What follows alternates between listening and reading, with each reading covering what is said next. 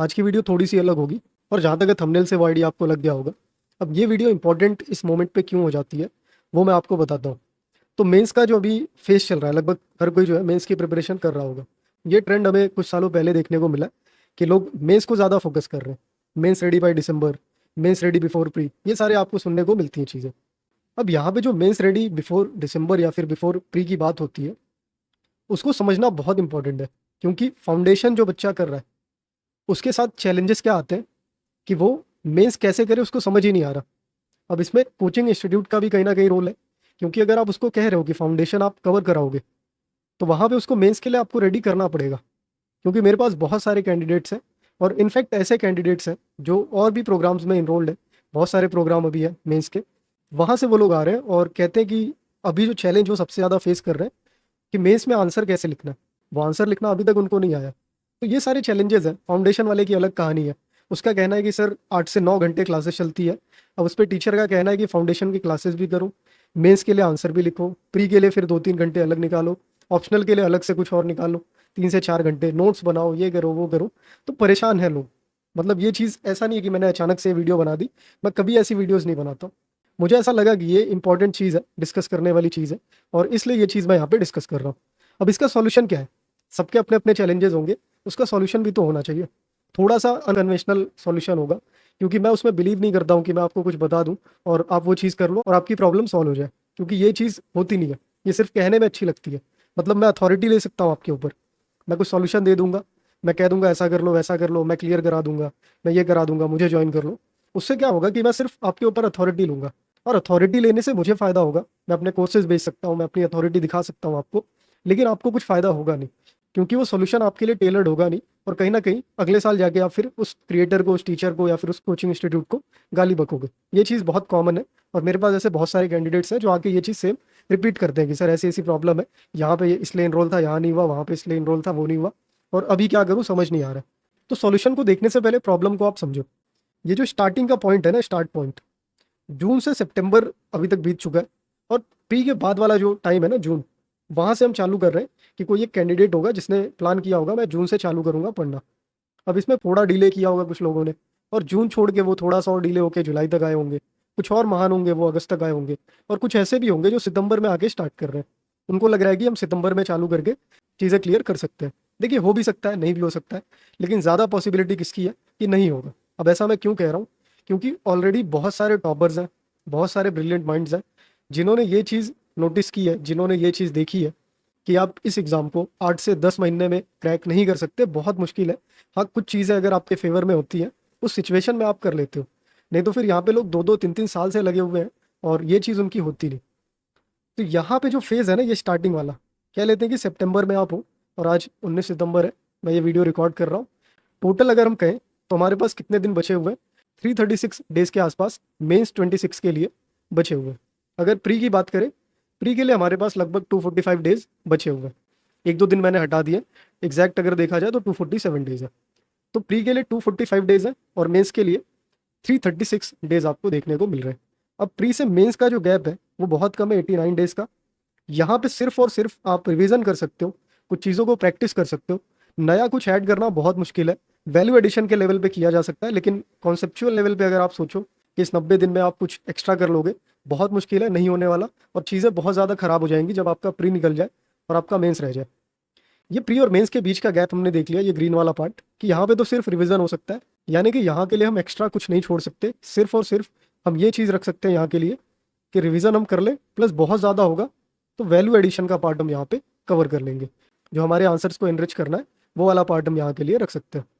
ये 3 महीने तो आपके लॉक हो गए। अब बचता है ये वाला पूरा टाइम फ्रेम। इसको समझना थोड़ा इंपॉर्टेंट है।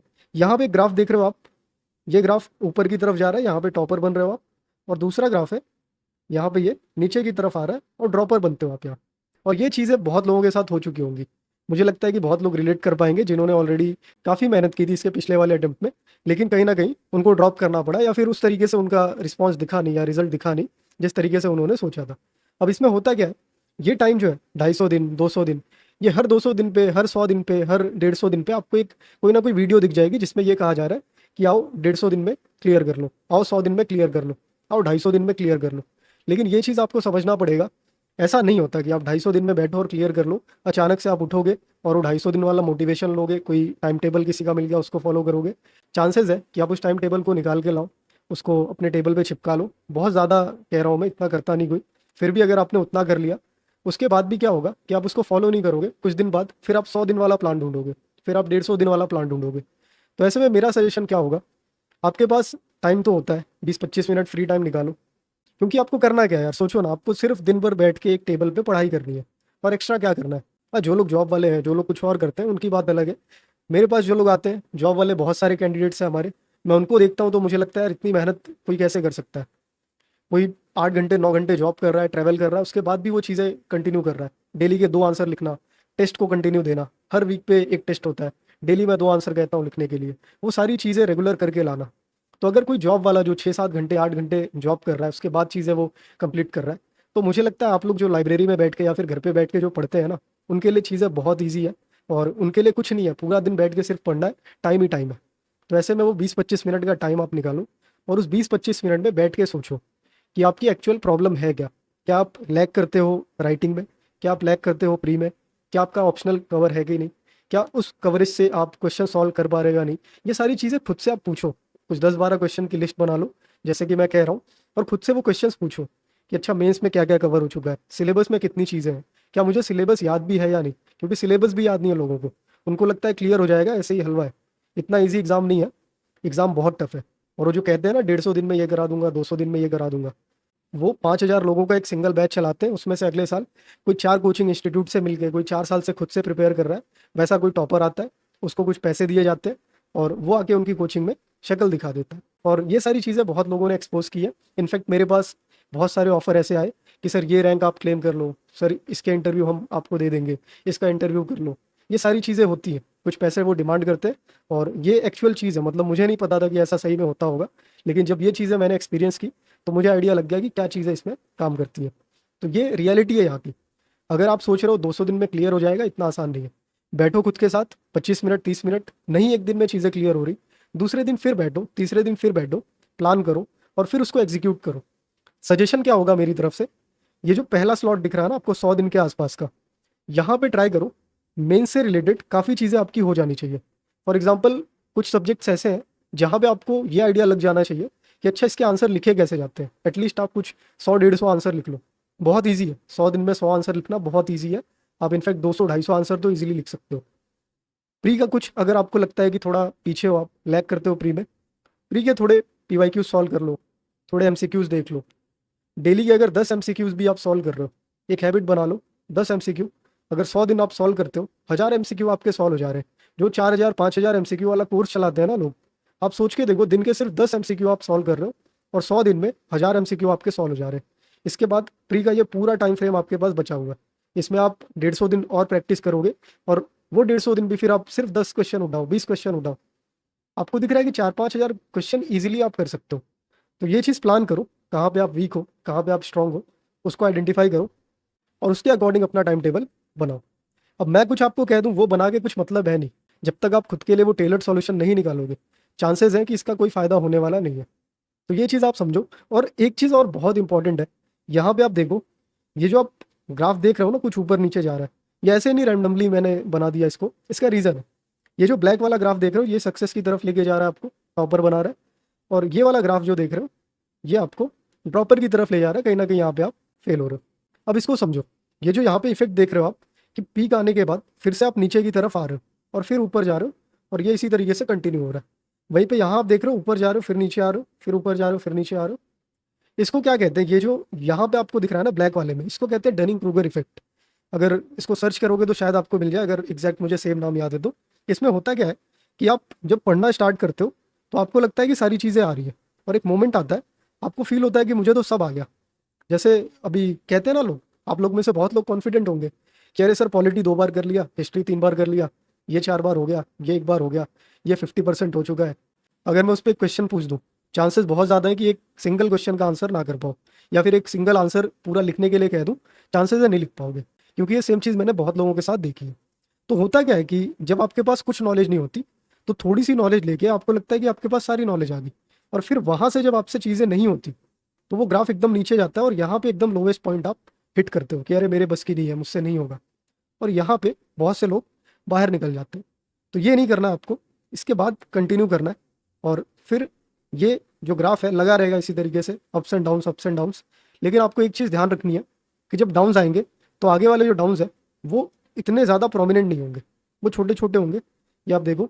और इसी तरीके से आप धीरे धीरे करके इस पूरी जर्नी को कंप्लीट कर लोगे।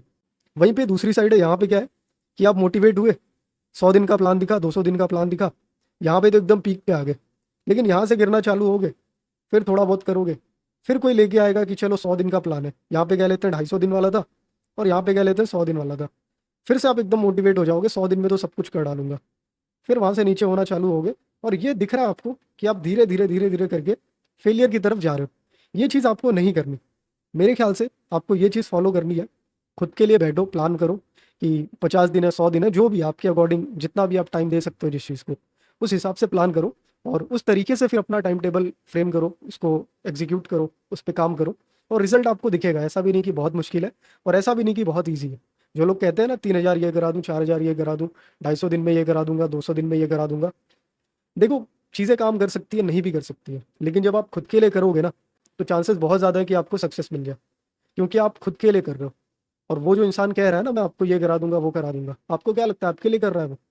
मैं अगर आपसे कह रहा हूँ आओ मेंस की आंसर राइटिंग करा देता हूँ, क्या लगता है आपको? मैं आपके लिए कर रहा हूँ। इतना महान कौन है आज की डेट में?